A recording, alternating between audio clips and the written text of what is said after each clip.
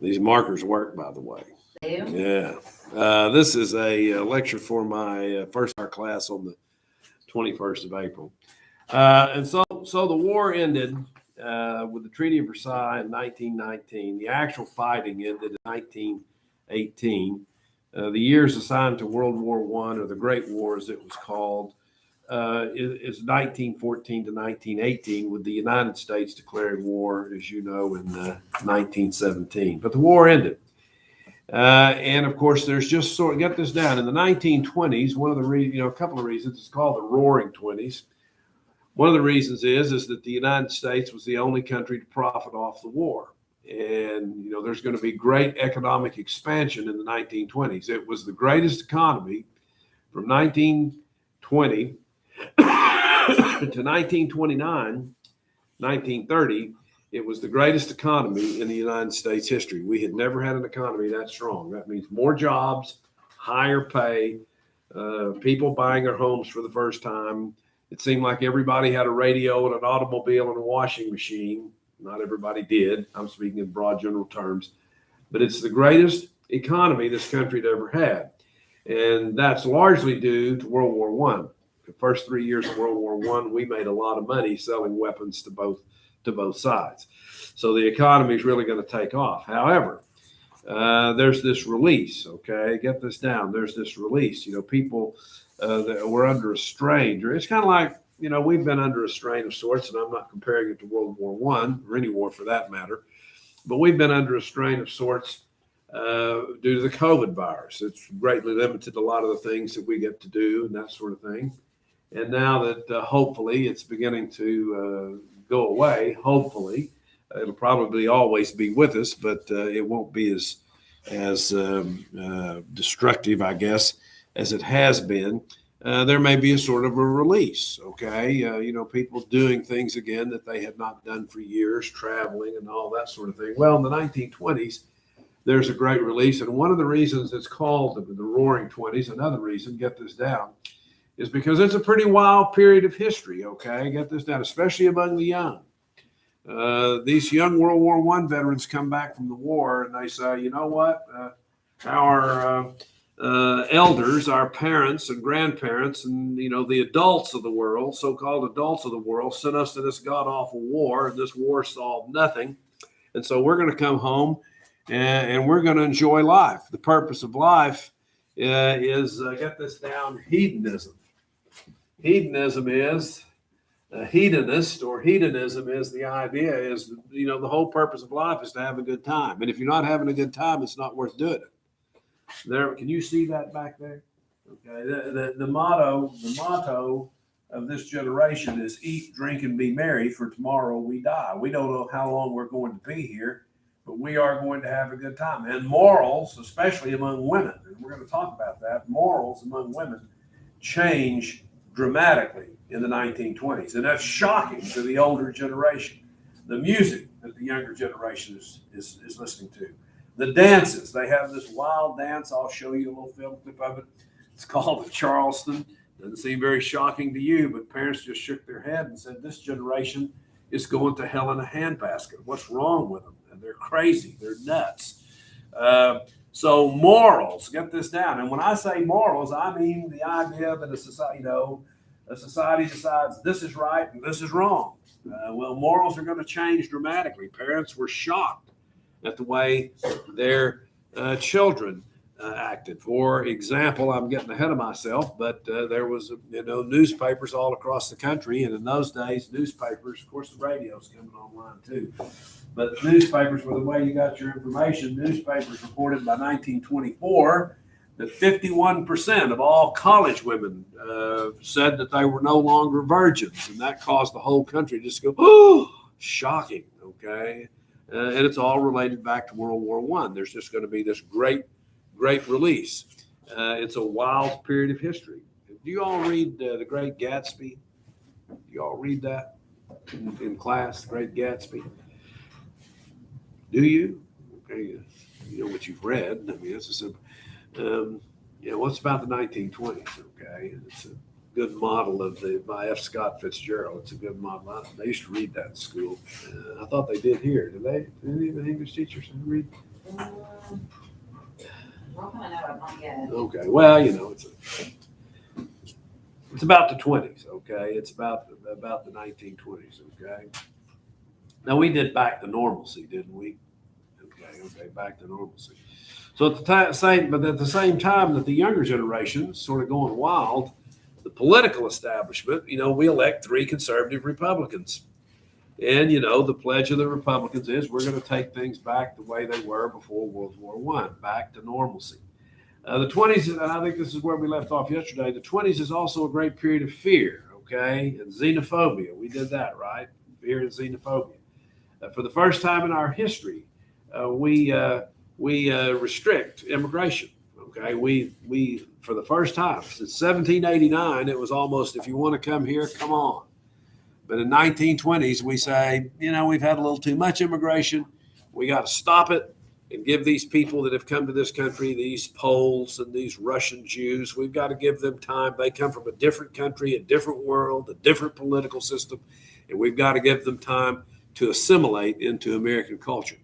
So understand this in the 1920s, get this down, there's a fear of all things foreign. I mean, World War I literally left a bad taste in our mouth.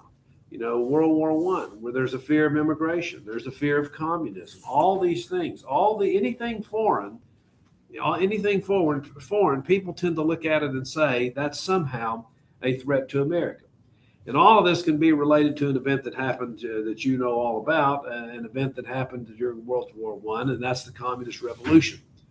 The largest nation on earth in 1917, right in the middle of this war, as you know, fell to communism. And that shook the foundations of the world. People couldn't believe it. And there's this great fear of communism in America, that the communists, that Karl Marx had predicted that there was going to be a great worldwide revolution and communism would take over the whole world. And when Russia falls, people look at that and say that's the beginning of that revolution. If we're not careful, the communists, and they look and they see what Lenin is doing. He's mass murdering people. People are starving to death. It's not working out at all, like Lenin said. But that's was communism. And people said if we're not careful, if we don't pay attention, for example, who's coming into this country, communists could come here and launch a revolution here. So the 1920s is also the first Great Red Scare. And if there's a first Great Red Scare, there's going to be a second. The second Great Red Scare is after World War II, 25 years later. So there's this great fear of communism. Anyone who was not, write this down, in America in the 1920s, it's a great period of intolerance. Anyone, intolerance means we're not going to book any differences. If you're different, we're not going to tolerate you. You're not going to be able to stay here. And if you stay here, you're not going to be able to espouse your radical ideas. If you're a socialist, we're going to probably deport you or put you in jail. But if we don't do that, you can't stand out on the street corner and spout socialism.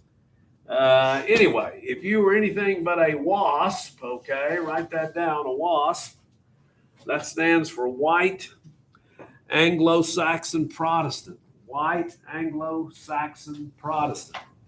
In other words, if you couldn't trace your ancestry essentially back to England, and you were not a Protestant, so far as your religion was concerned, in other words, if you're not a white person from northeastern Europe, England, northwestern Europe, excuse me, if you're not a white person from England, if you couldn't trace great-great-great-great-great-great-grandma back to the Mayflower, and you're not a Protestant, you're some other religion than a Baptist, a Methodist, a Presbyterian, a Church of Christ, a Unitarian, an Episcopalian, there's a long list of Protestants. If you're not that, you're suspect. You might not be a true blue, red-blooded, 100% American. You might be un-American. And we're going to get rid of, the attitude in the 20s is, we're going to get rid of all these un-American influences because these un-American influences are a threat to America. Well, the event, get this down, that actually kicked off the Great Red Scare, the thing that happened that kicked it off was a thing called the Boston Police Strike, okay? The Boston Police Strike. Boston, the capital of Massachusetts. The police there were underpaid. It's a sad thing. Police today, the dangerous job they do protecting society, they're some of the lowest paid people in the professions.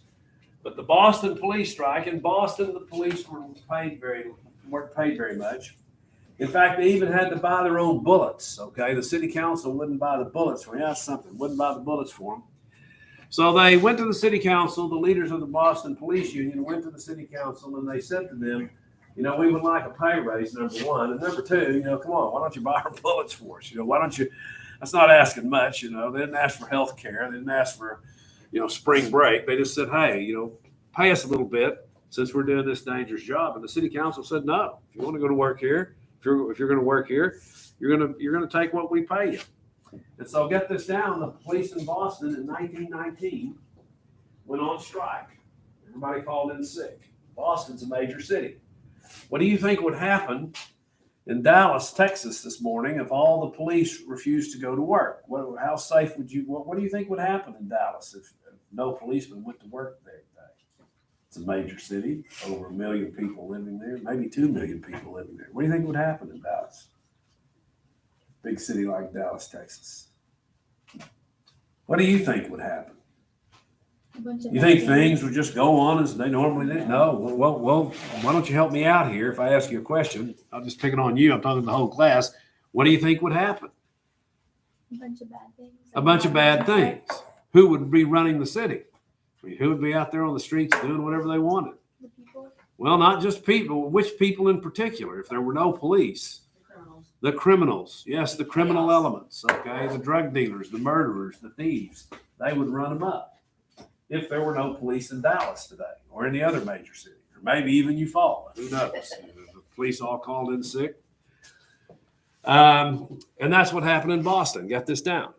Honest citizens were beaten up on the streets. Businesses were broken into in broad daylight. The criminals just had a field day. There were no police to arrest them. So the criminals just went wild. Pardon me. And to Americans reading their newspapers, and that's where they got the news, because there's not going to be a radio until 1921.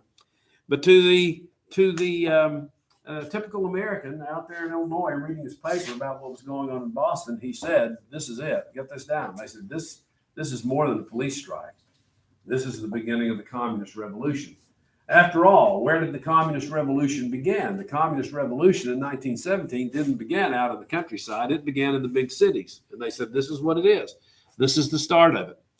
And it seemed like, get this down, it seemed like that nobody in Boston was doing anything about it. That, like I say, criminals were just ruling the city. Enter into the picture this man. Write him down, Calvin Coolidge. Calvin Coolidge was the governor of Massachusetts. He was the governor of Massachusetts. And Coolidge did something about it. He said, we're going to stop this lawlessness. He steps forward and he takes charge when nobody else will. And again, this is in 1919. The first thing he did is he declared martial law. Write that down. Does anybody know what martial law is? Sometimes when we have a tornado, a few years ago, we had a tornado that blew away more. And, before the debris fell out of the sky, criminals and more were going around and they were rifling through people's destroyed houses trying to steal. Hear the great tragedy. They're trying to steal anything that they could get away with until the governor of Oklahoma declared martial law. He sent the National Guard down there to Moore and they took it over.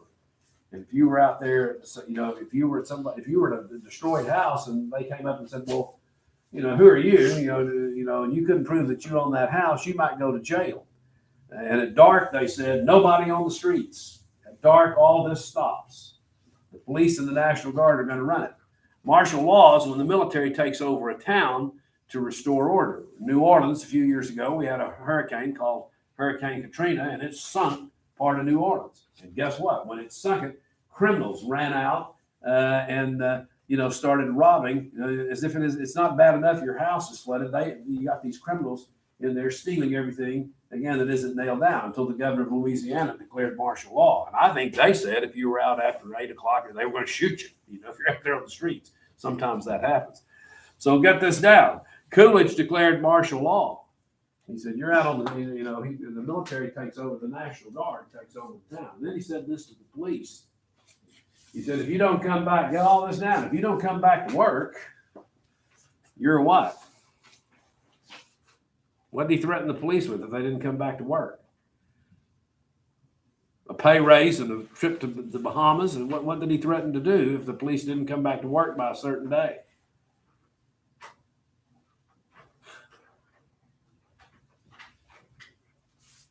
Fire.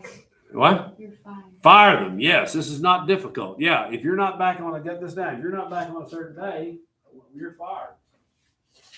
And some of the striking policemen said, well, we better go back to work. And some of them did. But some of them said, he'll never fire us. He'll never fire us. And what did Coolidge do when the deadline had passed? He fired them. Get this down. He fired them. Get this down. He broke the Boston police strike. He broke it. He said, okay, you want to strike? Go ahead, because you no longer have a job. He broke and then essentially used the National Guard to police the city until more policemen could be trained and brought on. But get this down. He broke the Boston police strike. Now, before the Boston police strike, nobody had ever heard of it. Not very many people had heard of Coolidge outside of Massachusetts. But get this down. The morning after breaking the Boston police strike, the morning after, his picture was on the front page of every newspaper in America. He was a celebrity. Everybody in the country knew Calvin Coolidge as a strong, get this down, as a strong law and order man. This guy isn't going to take any guff. He's not going to take any sass off the communists. He's not going to let these police abandon their city. He's a strong law and order man. That was in 1919. In 1920, get this down, which is an election year, when the Republicans, where are you going? When the Republicans, did I say something to offend you? In 1920, when the Republicans, it's an election year, and when the Republicans are looking for a vice presidential candidate, I'll see if you can get this. They're looking for a vice presidential candidate. Who did they choose? Coolidge. Because of the Boston police strike. No, just hold on. And by the way, Coolidge will be elected vice president in 1920. He wins. They put him on the ticket because here we are in the middle of this Red Scare. People are afraid that the communists are going to take over America.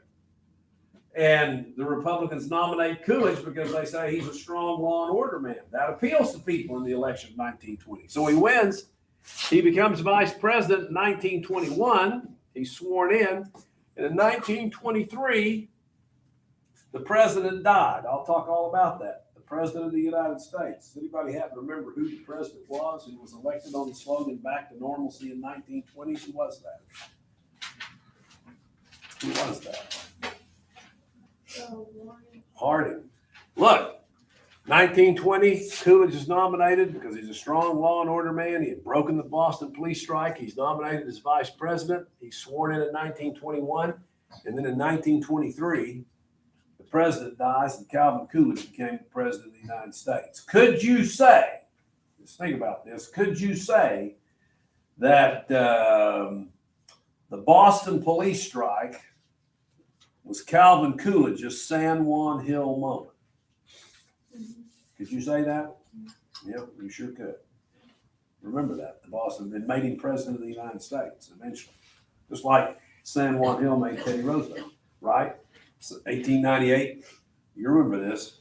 1898, Teddy Roosevelt becomes a world celebrity, storming up Kettle Hill and then helping the Buffalo Soldiers take San Juan Hill. In 1900, he's a war hero. The Republicans nominate him for president. And in he wins. He and McKinley win. And in 1901, he's been vice president for 6 months, and McKinley's shot and killed. And TR is the president. San Juan Hill put him in position to become the president of the United States. And the Boston police strike put him in position to become the president of the United States. And always remember this about Calvin Coolidge. Get this down.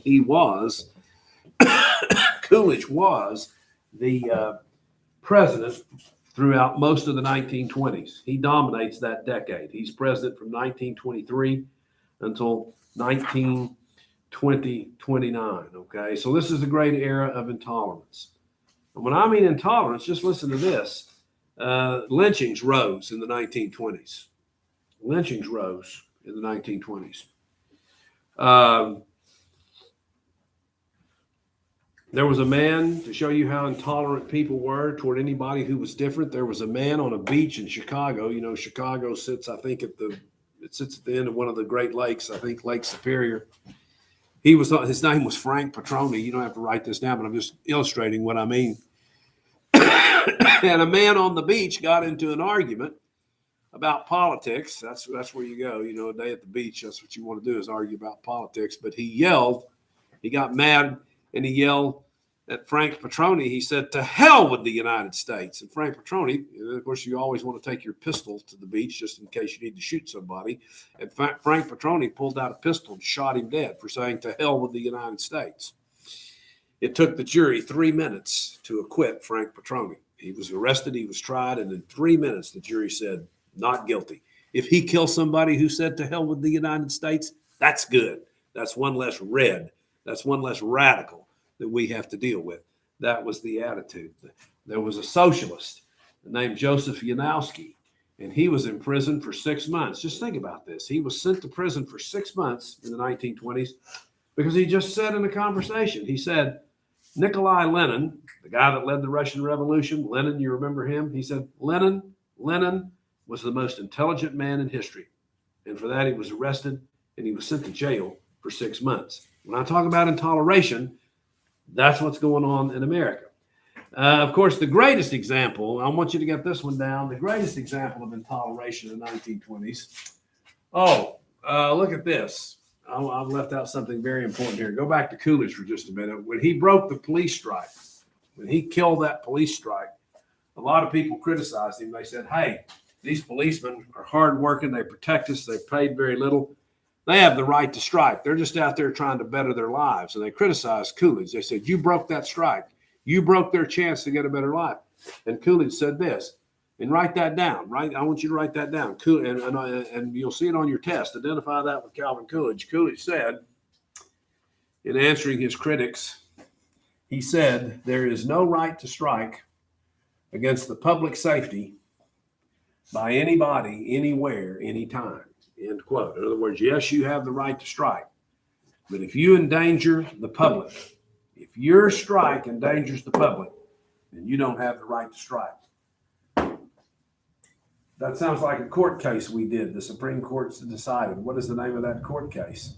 That said you've got free speech until what you say endangers the public, and then your speech can be taken away from you. Which case was that? Schenck versus the United States. Schenck. Very good. Thank you very much. Schenck versus the United States. This is just Schenck redux. This is Schenck done over. Yeah, you got the right to strike, but if your strike endangers the public, your right to strike can be taken away.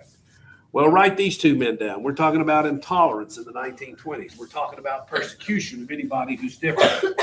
These two men in 1920s America had everything in the world going against them. One was named Nicolo, Sacco, and Bartolomeo, Vanzetti. And you don't have to write those first names unless you want them. Just remember these men as Sacco and Vanzetti. Okay, Sacco and Vanzetti. Sacco and Vanzetti were immigrants. They spoke with heavy accents. They spoke very little English. They were anarchists. That means they were revolutionaries. They were living in this country. They were immigrants, but they were living in this country when World War I came. And when they got their draft notice, they fled to Mexico and they sat the war out in Mexico. So in other words, in 1920s America, they had everything going against them that someone could have. And in Massachusetts, the town, write this down. I want you to know, I don't want you to know there were two people named Sacco and Vanzetti. I want you to know why are we talking about? In Massachusetts, there was an armored car held up. You see armored cars. delivering money to the bank. You know what I'm talking about. There was an armored car that was held up and money was stolen, and 2 guards were killed, okay, in the holdup. All right, 2 guards were killed. And these 2 men, you know, I mean, look, there are bad policemen, bad teachers, bad lawyers, bad, whatever you want, you know, to pick any profession in the world. And you can find people that are not good in them, but most of the policemen dedicate their lives to the protection of society. And when a policeman is killed, you know, in Oklahoma, if a highway patrolman or a policeman is killed, there's usually statewide mourning. Okay. And it angers people that these people who are just out there protecting us have lost their lives doing that. And society wants someone punished, and rightly so. But society has to be very careful, at an emotional moment like that. When people's emotions are running high, society has to be very careful to understand that when something that awful happens, what society should seek is justice, not revenge. And sometimes the revenge motive, you understand what I'm saying? Something awful has happened and somebody has to be punished. Well, we have to be very, very careful that the revenge motive doesn't override justice, okay? We all want justice, but we have to be very careful, especially in an emotional moment like that. So these 2 policemen were killed. And there was just nationwide outrage at that. People just, you know, said, you know, somebody killed these 2 policemen in performance of their duty. And they just started, you know, they just put out they started a network of policemen and other law enforcement officials all over the state of Massachusetts to try and find who had committed this awful crime, who had murdered these 2 men. And they arrested these 2 guys, okay? Get this down, Sacco and Vanzetti. They arrested these 2 men. And there was a 7-week trial. They're accused of murdering these 2 policemen, and they denied it from the very beginning. The stolen money was never found. Certainly, it was never traced to them. They didn't go to their apartment and pull up a floorboard, and there was $50,000. They never traced the money to them. The murder weapon, never found the murder weapon. Obviously, that was never traced to them. And the trial, as I say, lasted for 7 weeks. After listening to 7 weeks of testimony, imagine sitting on a jury and sitting there day after day, listening to a ton of witnesses for 7 weeks. How long do you think it took the jury to decide the verdict in this case? 30 minutes. How much? 30 minutes. Well, that's an educated guess. They did a little better than that. It took them about 2 hours, okay? 2 hours. They go in a room, and in 2 hours. You know, there was a newspaper reporter who was covering this trial, and the more he listened, the more he became convinced that Sacco and Vanzetti were innocent, that they had arrested the wrong people. And, you know, every jury, if you go down here to McIntosh County to serve on a jury, there'll be 12 of you, and the jury gets to elect what's called a jury foreperson. And that person just sort of organizes the jury deliberations and communicates with the judge and the lawyers and that sort of thing, that one person. And the jury foreman at this trial at one point the jury was going back to deliberate on this case. And this newspaper man said to the jury foreman, he said, I think these guys may be innocent. I think maybe they arrested the wrong people. And the jury foreman, this is the guy going in this room with these 11 other people to decide the fate of these 2 men. The jury foreman said, well, damn them, they ought to hang anyway. In other words, even if these guys aren't guilty, they ought to hang anyway because they're not the sort of people we want in America. They can't speak English. They're foreigners. They're draft dodgers. They ought to hang anyway. You know, here's an opportunity to get rid of 2 more un-American people that are living in this country. So we'll do that. And the jury deliberated for a couple of hours, and they came out and they found the men guilty, okay? Then they were executed. I'll write this down. They were executed in 1927 in the electric chair. It would be a horrible, horrible way to die, in the electric chair. There's a newspaper headline. It's how people got their news in those days. And there's a cartoon that appeared in the newspaper August 22nd, 1927, on the day they died. There's the death warrant, Sacco and Vanzetti. And of course, that's the skull of the Statue of Liberty. What that cartoon is saying, with the execution of these two men, liberty in America is dead. And people have looked back at this case and researched it. And I think it's the consensus today among historians that these two men were not executed for something they had done. They were executed for who they were. It was a miscarriage of justice, to put it mildly. But that was the atmosphere in the 1920s that contributed this great fear stemming from the Russian Revolution and fear of communism. This great fear cost these two men, probably two innocent men, their lives. If you ask me what I believe, I think they were absolutely innocent and they were killed in revenge. This never would have happened. This probably never would have happened in calmer times, but the great fear that swept the country contributed to the death of these two men. I'm trying to show you the atmosphere, societal beliefs and views in the 1920s. Also, get this down, the Ku Klux Klan. Get this down, the Ku Klux Klan is going to witness a rebirth. I don't know how much you remember about the Ku Klux Klan, but you might recall that the Civil War ended in 1865, and in 1866, the Ku Klux Klan was formed. And the purpose of the Ku Klux Klan was to essentially enforce the black codes. And the black codes, you might recall, created segregation. And that's what the Klan did. If black people tried to vote or go to a white school or do anything to integrate society, they were whipped and lynched and shot and killed, and they were denied their constitutional rights for 30 years. And then in 1896, there was a famous case that went before the Supreme Court, and that case legalized segregation. What was the name of that case that made segregation in America legal? In 1896, about 30 years after the Civil War. Can you think of the name of it? Can you think of the name of it? Anybody think of it? Have I taught you anything this year, or we just been on in here, just sitting here, just?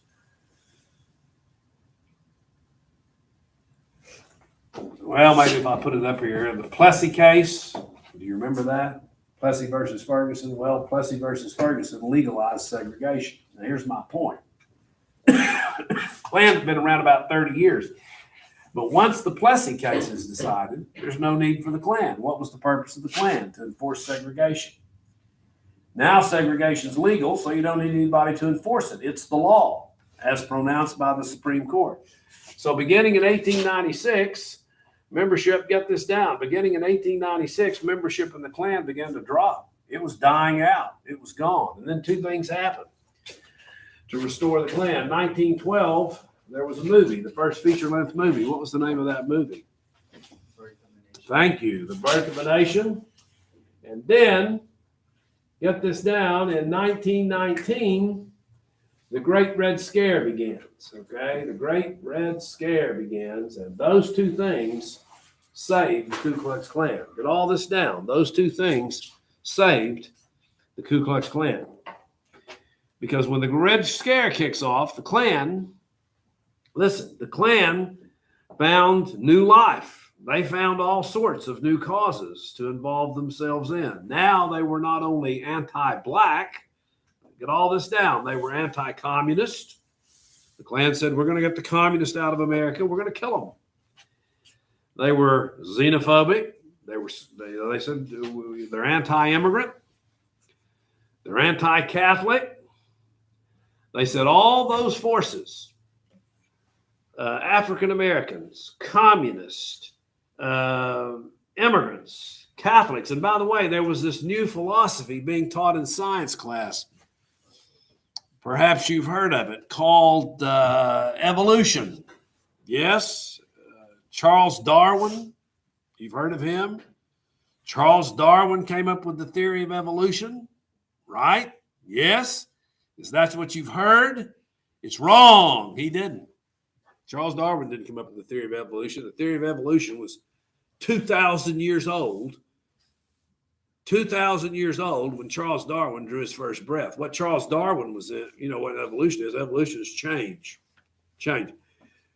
We live longer today. If you're 16 years old, your chances to live to be 100 years old are great. You're a lot of you are going to live to be 100 years old. If we were in 1920, what would your life expectancy be? Do you think? 50, How much? 50. Yeah. And if you're a woman, maybe 40. It's evolution. We change. We have better medicine. We have better diet. Change. Horses used to be about that tall, about the size of a good-sized dog. Now you have to put your foot in the stirrup and pull yourself to get up on one. They're that tall. It's evolution. It's change. That's what evolution is.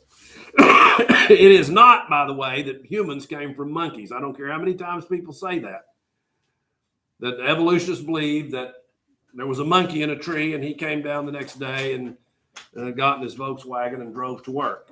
That's not evolution. That's what people say. That's what ignorant people say. I didn't say stupid people. Everybody's ignorant about something, but people that know nothing about evolution say, oh, yeah, it's a crazy theory that those teachers are teaching our poor kids at the school that men came from monkeys.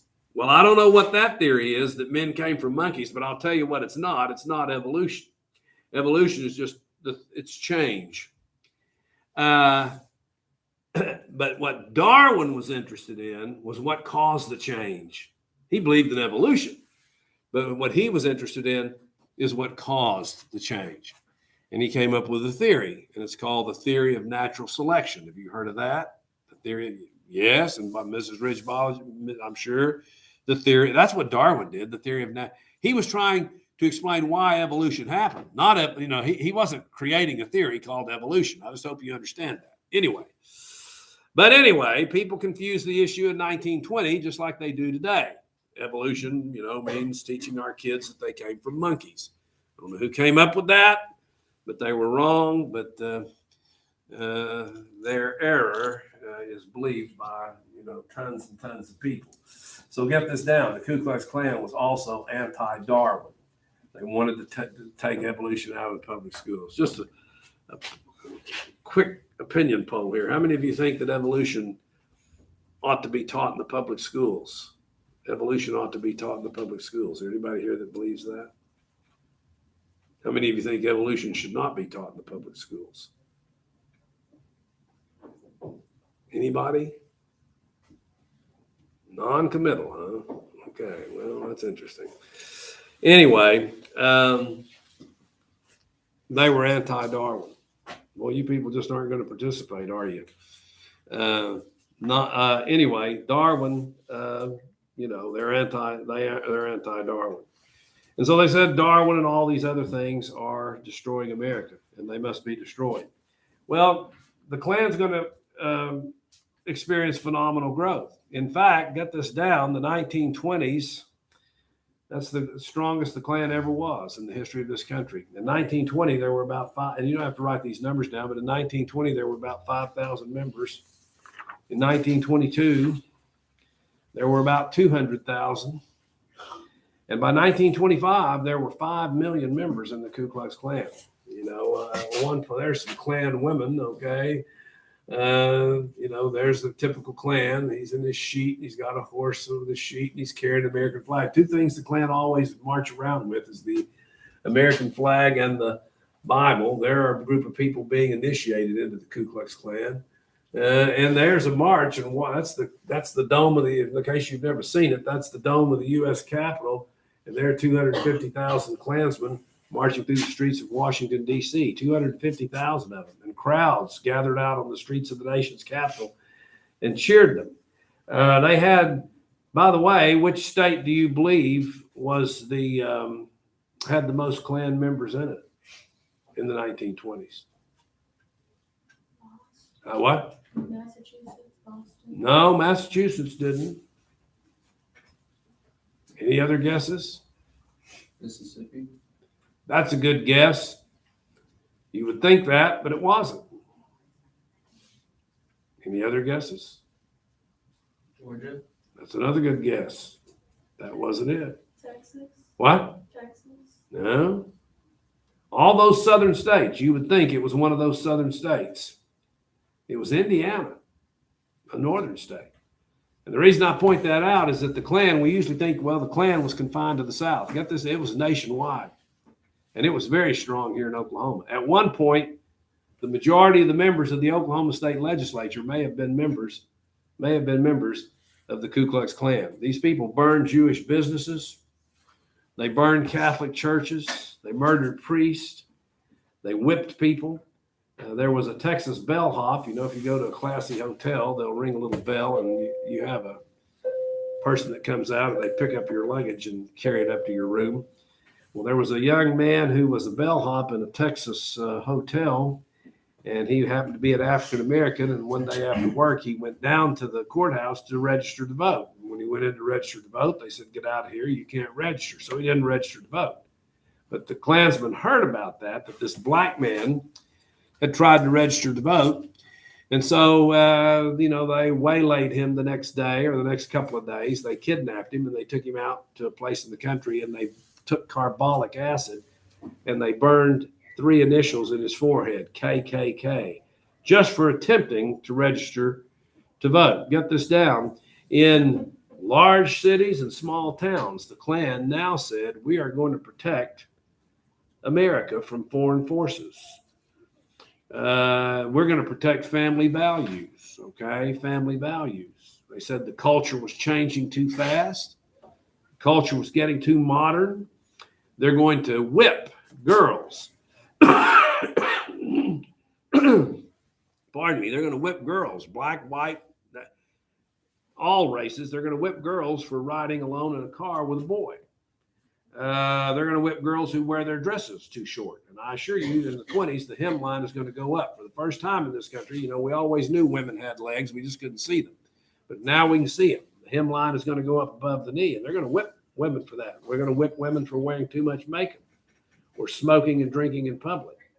They're going to whip teenagers who skip school. Or if the teenager continues to skip school, they'll, at the front of their parents' house, they will have a thing that says, the KKK is watching you. Get your kid in school. If the parent didn't, they would whip the parent.